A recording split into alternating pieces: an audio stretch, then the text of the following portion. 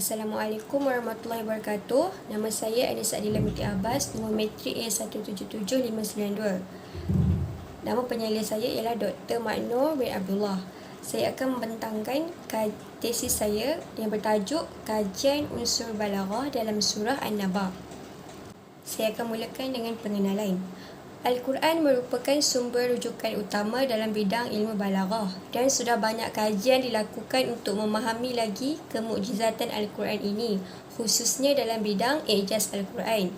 Kesempurnaan Al-Quran dapat dilihat daripada ayat-ayatnya yang saling menguatkan, perkataan yang terperinci dan balaghahnya yang tidak dapat ditandingi oleh akal manusia seperti yang dikatakan oleh Siti Sarah 2013. Manakala Muhammad Abdul Nasir turut menambah, setiap unsur yang digunakan dalam ayat-ayat Al-Quran memiliki peranan yang tersendiri yang menggambarkan keindahan dan ketepatan bahasa. Kajian ini menggunakan metodologi kualitatif di mana data dikumpulkan melalui kaedah kepustakaan daripada bahan primer dan sekunder seperti buku, kitab tafsir ilmu balaghah dan i'jaz Al-Quran, tesis, latihan ilmiah dan juga proceeding. Dan kemudiannya data-data ini dianalisis melalui metod deduktif, metod induktif dan metod komparatif. Seterusnya ialah kajian literatur. Menurut Azhar Muhammad tahun 2005 daripada artikelnya beberapa aspek keunikan dan keistimewaan bahasa Arab sebagai bahasa Al-Quran. Menurut beliau, bahasa Arab mempunyai keistimewaan dari aspek fonologi, sintaksis, morfologi seperti kaya dengan perbendaharaan kosakata, mempunyai kaedah analisis struktur ayat, i'rab yang sempurna dan memiliki ungkapan yang halus dan teliti. Menurut Muhammad Alwi Yusof dan Muhammad Azrin tahun 2008 daripada makalah yang berjudul Bahasa Arab sebagai Bahasa Ilmu dan Peradaban, satu kajian dari sudut keistimewaannya mengatakan bahawa perubahan makna dalam ayat bahasa Arab boleh berlaku dengan menukar gantikan kedudukan huruf atau fonemnya dalam suatu perkataan dari pangkal ke tengah dan ke hujung.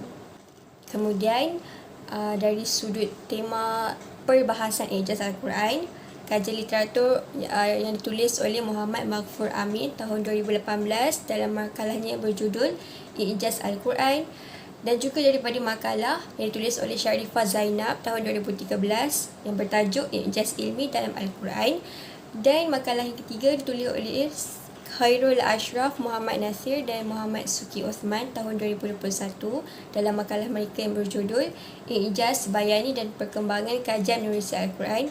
Ketiga-tiga makalah ini membincangkan i'jaz Al-Quran di mana mereka menerangkan pembahagian i'jaz Al-Quran, sejarah kemunculan ilmu tersebut serta pembahagian i'jaz Al-Quran iaitu i'jaz lugawi, i'jaz ilmi, i'jaz tasyri' dan juga i'jaz tarbawi. Dapatan kajian membahaskan perbincangan yang terdapat dalam bab 2 iaitu mengenai ilmu balaghah. Menurut bahasa, ilmu balaghah ialah fasahah iaitu kefasihan daripada istilah ilmu yang membahaskan kefasihan ujaran dan ketepatannya dalam konteks situasi. Menurut Al-Hashimi 1991, balaghah ialah ketepatan ungkapan dengan kehendak konteks serta fasih penggunaannya.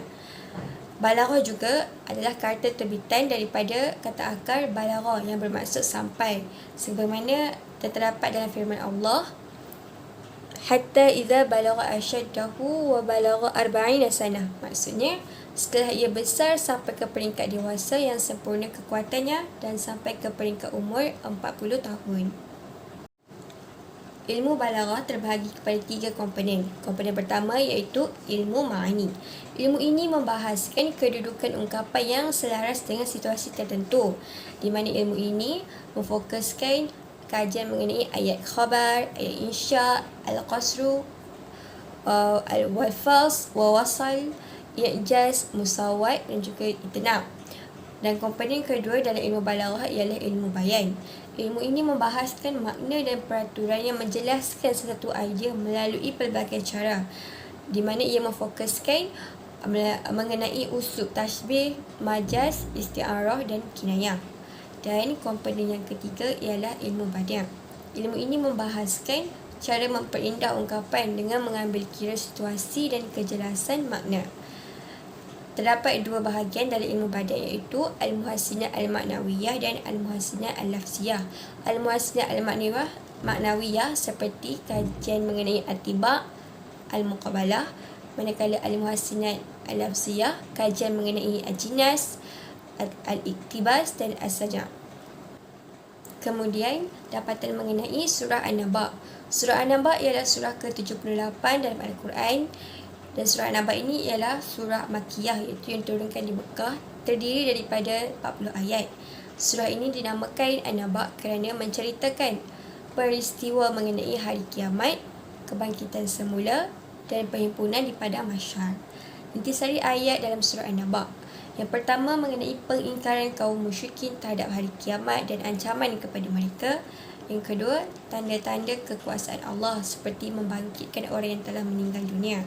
Yang ketiga ialah orang yang mendustakan ayat Allah akan dikenakan azab, manakala orang mukmin akan mendapat kebahagiaan nikmat syurga. Sebagai penutup, kehebatan Al-Quran sebagai wahyu ini dapat dilihat melalui nilai sastranya yang tinggi, terutamanya unsur balaghah dalam ayat-ayat Al-Quran yang melangkaui kemampuan manusia hatta mana-mana makhluk sekalipun. Oleh yang demikian, adalah perlu digiatkan usaha dalam kajian ijaz Al-Quran ini agar dapat dimanfaatkan oleh masyarakat, terutamanya dalam memajukan bidang sastra balaghah itu sendiri. Sekian, itu sahaja perbincangan daripada saya. Terima kasih.